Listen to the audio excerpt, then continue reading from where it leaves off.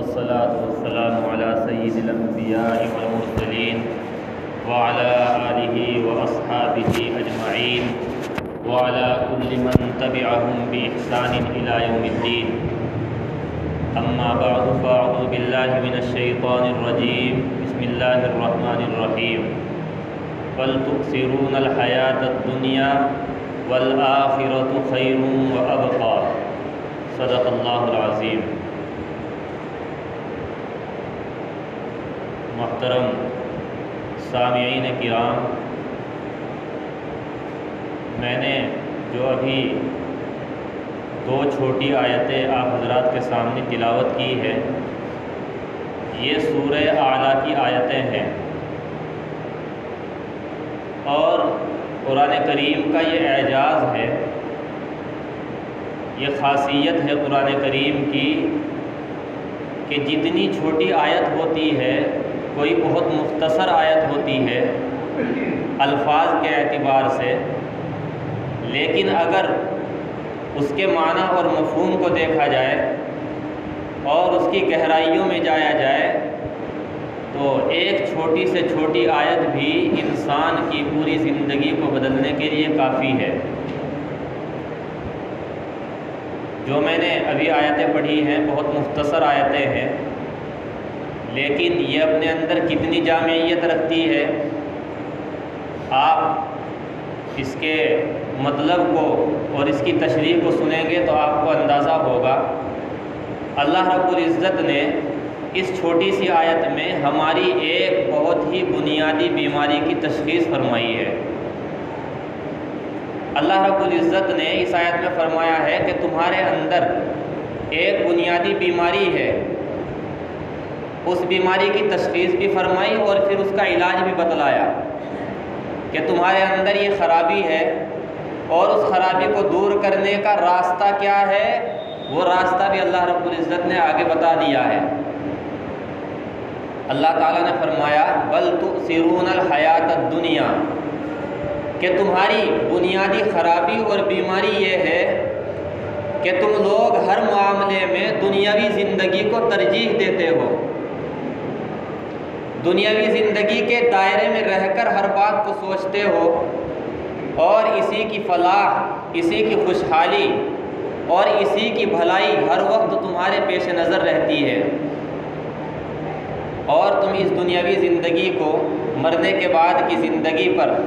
آخرت والی زندگی پر ترجیح دیتے ہو. یہ تمہاری ایک بہت بڑی بیماری ہے. اور پھر آگے اس کا علاج بتلایا. علاج یہ ہے، اللہ رب العزت نے فرمایا کہ ذرا یہ سوچو کہ جس دنیا کے لیے تم یہ انتہا درجے کی کوششیں کر رہے ہو اور ہر وقت دوڑ دھوپ کر رہے ہو، محنتیں کر رہے ہو، مجاہدے کر رہے ہو، مسلسل تمہاری جد و جہد جس دنیا کے لیے ہو رہی ہے اور تمہاری شب و روز کی کوششیں ساری اسی دنیاوی زندگی کے خوشحالی کے گرد گھوم رہی ہے، تو تمہاری سوچ یہ ہے کہ میرا مکان اچھا بن جائے، مجھے پیسہ خوب مل جائے، معاشرے میں میرا ایک مقام ہو جائے، لوگ میرا نام جاننے لگے، مجھے کوئی بڑا مرتبہ اور کوئی بڑا منصب مل جائے. تمہاری سوچ یہ ہوتی ہے. تو کبھی تم نے اس بات پر بھی غور کیا، کبھی یہ بھی سوچا کہ اس دنیاوی زندگی کے بعد جو زندگی آنے والی ہے، آخرت کی زندگی جو باقی رہنے والی ہے، پائیدار ہے، ہمیشہ رہنے والی ہے، کبھی ختم ہونے والی نہیں ہے. اور اس دنیاوی زندگی کے لیے، جس کے لیے تم نے حلال اور حرام کو ایک کر رکھا ہے، جس کے لیے تم دوسروں سے لڑائیاں مول لے رہے ہو، جس کے لیے تم ایک دوسرے کے خون کے پیاسے تک بن جاتے ہو، کیا تم نے کبھی غور کیا ہے کہ مرنے کے بعد ایک زندگی آنے والی ہے، اور مرنے کے بعد مجھے قبر میں پہنچنا ہے، اللہ تعالیٰ کے سامنے حاضر ہونا ہے، اور وہ مجھے وہاں جا کر اپنی پوری زندگی کا حساب دینا ہے. کیا کبھی تم نے اس پر غور کیا ہے؟ آپ یہ بات اچھی طرح سمجھ لیجئے کہ دنیا کے اندر نہ کوئی خوشی کامل ہے، نہ کوئی غم کامل ہے. ہر خوشی کے ساتھ دنیا کے اندر کوئی غم کا کانٹا لگا ہوا ہے، کوئی فکر لگی ہوئی ہے، کوئی صدمہ اور کوئی تکلیف لگی ہوئی ہے. کوئی بھی خوشی دنیا کے اندر کامل نہیں ہوتی ہے۔ سامنے کھانا رکھا ہوا ہے اور ہم کھا رہے ہیں، بڑی لذت محسوس ہو رہی ہے، بڑا عمدہ کھانا، بڑا مزہ آ رہا ہے، لیکن اس کھانے کو کھاتے ہوئے دماغ کے اوپر کوئی ایسی فکر سوار ہے، کوئی ایسا صدمہ پہنچا ہوا ہے جس کی وجہ سے اس سارے کھانے کی لذت اور اس کا مزہ مقدر ہو رہا ہے، اکارت ہو رہا ہے، مزہ خراب ہو رہا ہے۔ لوگ تو یہ سوچتے ہیں کہ ہم بڑے مالدار بن جائیں، اور مالدار اگر ہم بن گئے، ہمیں بڑی دولت حاصل ہو گئی تو ہمیں بڑا اطمینان حاصل ہو جائے گا، ہمیں راحت حاصل ہو جائے گی، ہمیں سکون مل جائے گا۔ لوگوں کی سوچ تو یہ ہوتی ہے۔ آپ ذرا دنیا کے بڑے سے بڑے سرمایہ دار کو، بڑے سے بڑے دولت مند کو، ان کی زندگیوں میں ذرا جھانک کر کے دیکھیے کہ جن کے پاس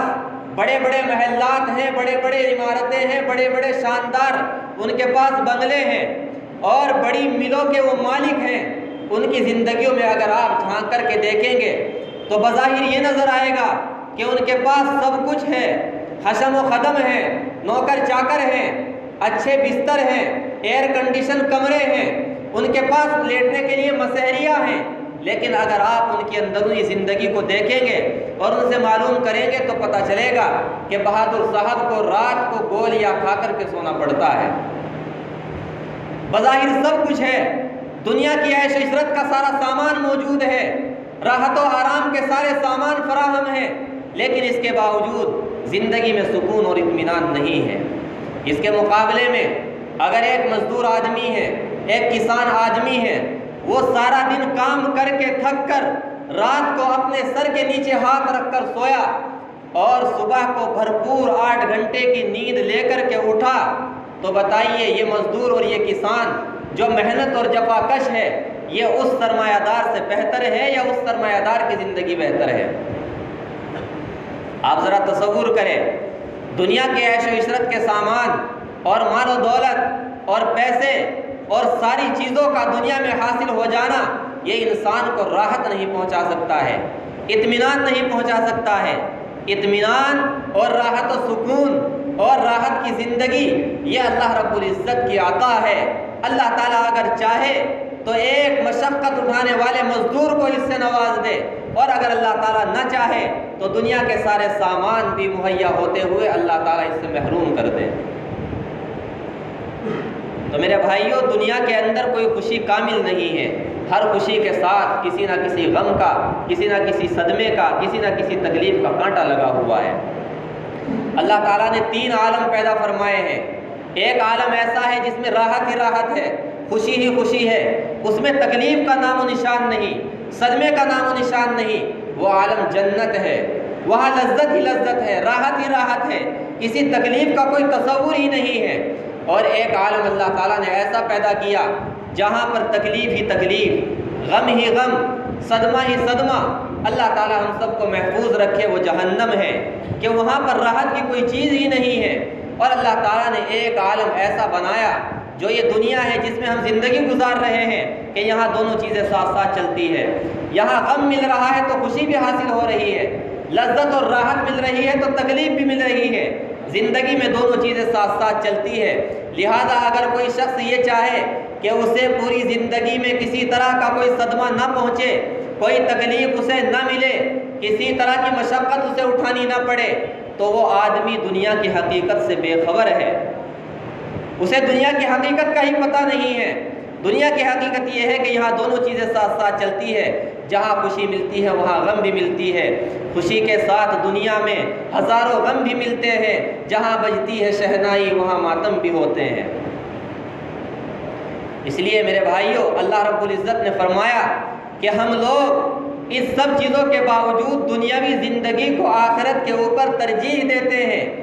دنیاوی زندگی کے دائرے میں رہ کر تمام معاملات کو طے کرتے ہیں اور ان کے بارے میں سوچتے ہیں۔ اس لیے کوئی بھی آدمی دنیا میں رہتے ہوئے، بلکہ اس سے بڑھ کر آپ اندازہ کیجئے، حدیث شریف میں نبی کریم صلی اللہ علیہ وسلم نے ارشاد فرمایا کہ کسی عام آدمی کی تو بات کیا، اشد الناس بلاء الانبیاء ثم الامثل فالامثل۔ اللہ کے رسول نے فرمایا کہ اللہ تعالیٰ کے جو محبوب ترین اور مقبول ترین بندے انبیاء ہوتے ہیں، وہ جو دنیا میں تشریف لاتے ہیں، انہیں بھی اس دنیا میں مشقتیں اٹھانی پڑتی ہے، انہیں بھی تکلیفیں اٹھانی پڑتی ہے، انہیں بھی صدمے جھیلنے پڑتے ہیں۔ جب اللہ تعالیٰ کے محبوب ترین اور مقبول ترین بندوں کا حال یہ ہے کہ اگر اللہ تعالیٰ اس دنیا کے اندر صرف خوشی ہی خوشی رکھتے اور خوشی سے نوازتے، تو اللہ تعالیٰ کے وہ محبوب ترین بندے انبیاء علیہ السلام اس کے سب سے زیادہ حقدار تھے کہ انہیں دنیا کے اندر کسی طرح کی تکلیف نہ ملتی۔ تو اس لیے جب انبیاء علیہ السلام کو مشقتیں اٹھانی پڑ رہی ہے، تکلیفیں جھیلنی پڑ رہی ہے، تو عام آدمی، اللہ کے رسول نے فرمایا کہ جو انبیاء سے جتنا زیادہ قریب ہوگا، جتنا انبیاء سے اس کا تعلق مضبوط ہوگا، اتنی ہی اس کے اوپر آزمائشیں آئے گی۔ خوشی اگر کامل ہے تو وہ آخرت کی خوشی ہے۔ اللہ تعالیٰ فرماتے ہیں وَالْآخِرَةُ خَيْرٌ وَأَبْقَىٰ، آخرت کی زندگی وہ بہتر بھی ہے، خیر بھی ہے، کامل بھی ہے، اور ہمیشہ رہنے والی ہے، باقی رہنے والی ہے۔ حدیث شریف میں اللہ کے رسول نے فرمایا، حدیث شریف کا مضمون ہے کہ دنیا میں کسی آدمی کے سامنے کھانا رکھا ہوا ہے اور بڑا اچھا لگ رہا ہے، اسے جی چاہ رہا ہے کہ میں اس سارے کھانے کو کھا لوں، لیکن جب وہ کھانا کھاتا ہے تو 1 پلیٹ کھائی، 2 پلیٹ کھائی، 4 پلیٹ کھائی، اس کے بعد اس کا جی بھر گیا، پیٹ بھر گیا، ابھی کھانا بچا ہوا ہے اور جی چاہ رہا ہے اس کو کھانے کو، لیکن پیٹ اجازت نہیں دے رہا ہے کہ اور کھایا جائے۔ تو پیٹ کی ایک حد ہے، جب آدمی کھانا کھا کر اس حد پر پہنچ جاتا ہے، اس کے بعد اس سارے کھانے کو چھوڑ دیتا ہے، تو آدمی کی کوئی لذت اور کوئی خوشی دنیا میں کامل نہیں۔ اللہ کے رسول نے فرمایا کہ آخرت کی زندگی کا اور جنت کی زندگی کا معاملہ یہ ہے کہ وہاں ہر طرح کی لذت اور ہر طرح کی خوشی کامل ہوگی۔ جنت میں جو غذائیں ملے گی، جو نعمتیں ملے گی، ان کے ساتھ یہ صورتحال پیش نہیں آئے گی کہ بندہ کھائے اور کھا کر کے کسی ایسی حد پر پہنچ جائے جس کے بعد اس کی طبیعت نہ چاہے اور کھانے کو جی نہ چاہے، بلکہ اس کی طبیعت، اس کی لذت اور اس کی خوشی مقدر نہیں ہوگی۔ وہ کھائے گا، کبھی اس کی طبیعت نہیں بھرے گی، اس کا جی نہیں بھرے گا۔ تو یہ فرق ہے دنیا اور آخرت کی زندگی میں۔ اسی لیے اللہ رب العزت نے فرمایا کہ جتنا عجیب بات یہ ہے کہ آخرت کی زندگی دنیا کے مقابلے میں جتنی پائیدار ہے، جتنی باقی رہنے والی ہے اور جتنی بہتر اور کامل ہے، تم لوگ اس آخرت کی زندگی سے اتنے ہی زیادہ غافل ہو۔ اس دنیا کے اندر کسی بھی آدمی نے آج تک، سائنسدانوں نے بڑی ترقی کی، کمپیوٹر ایجاد ہو گئے، لوگ چاند پر پہنچ گئے، مریخ پر پہنچ گئے اور ڈپلیکیٹ آدمی بنا دیے گئے،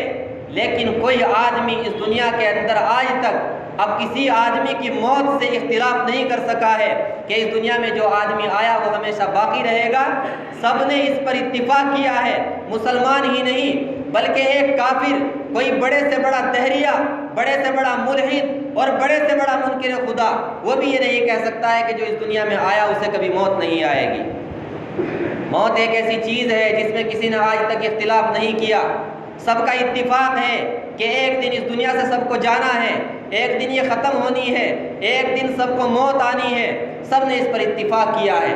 اور اس پر بھی سب کا اتفاق ہے کہ جیسے موت کا آنا یقینی اور برحق ہے، اسی طرح یہ بھی یقینی بات ہے کہ کسی کو یہ بھی پتہ نہیں کہ کس کو موت کب آئے گی، وقت کا بھی پتہ نہیں ہے۔ لہذا اللہ کے رسول نے فرمایا کہ جب وقت کا پتہ نہیں، موت کا پتہ نہیں، تو ہر وقت اس موت کے لیے، اس آخرت کی زندگی کے لیے اپنے آپ کو تیار رکھو،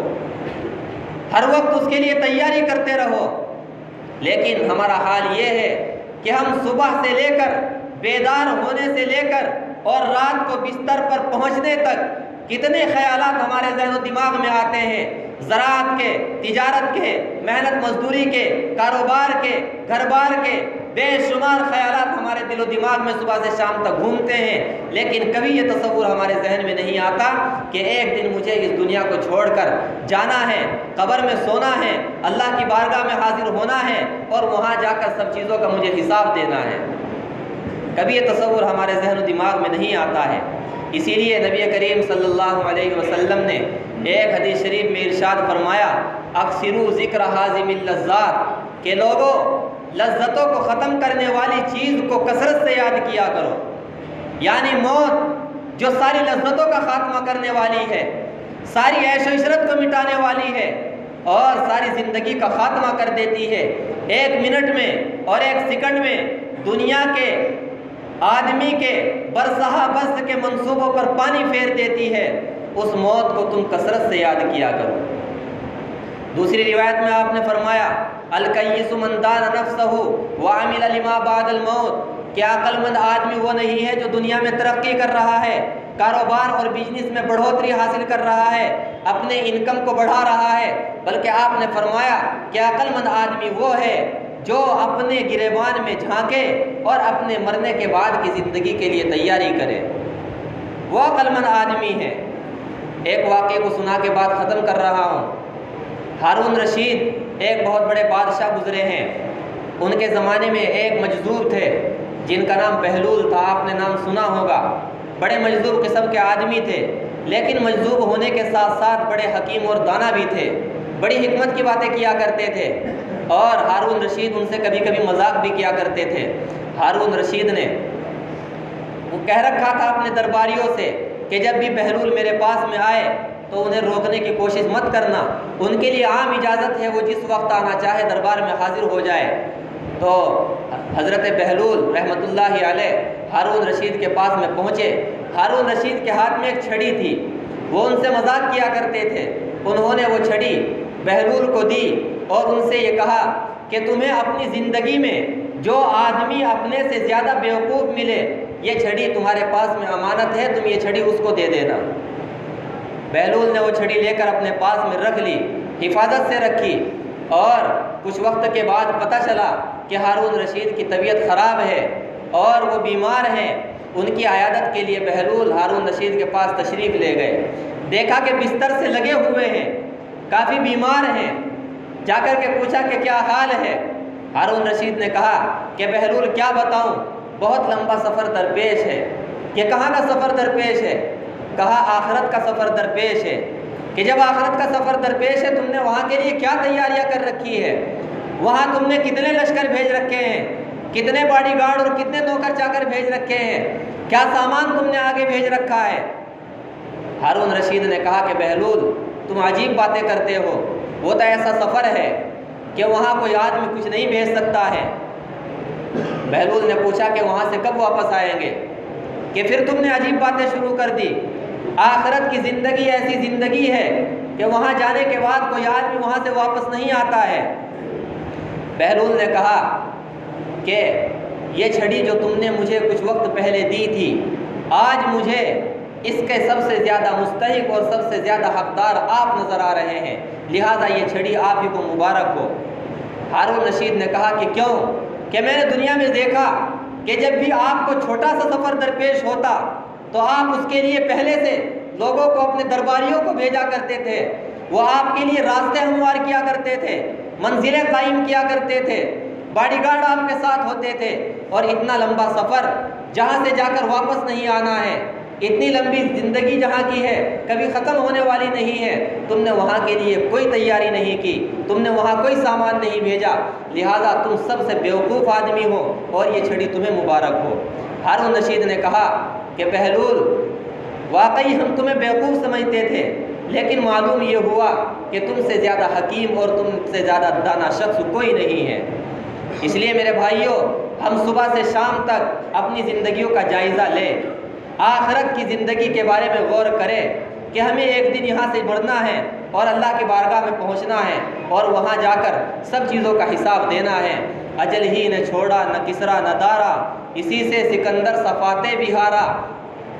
ہر ایک لے کے کیا کیا نہ حسرت سدھارا، پڑا رہ گیا سب یوں ہی ٹھاٹ سارا، جگہ جی لگانے کی دنیا نہیں ہے، یہ عبرت کی جا ہے تماشا نہیں ہے۔ وآخر دعوانا الحمدللہ رب العالمین۔ سنت ہے پڑھتے بھائی۔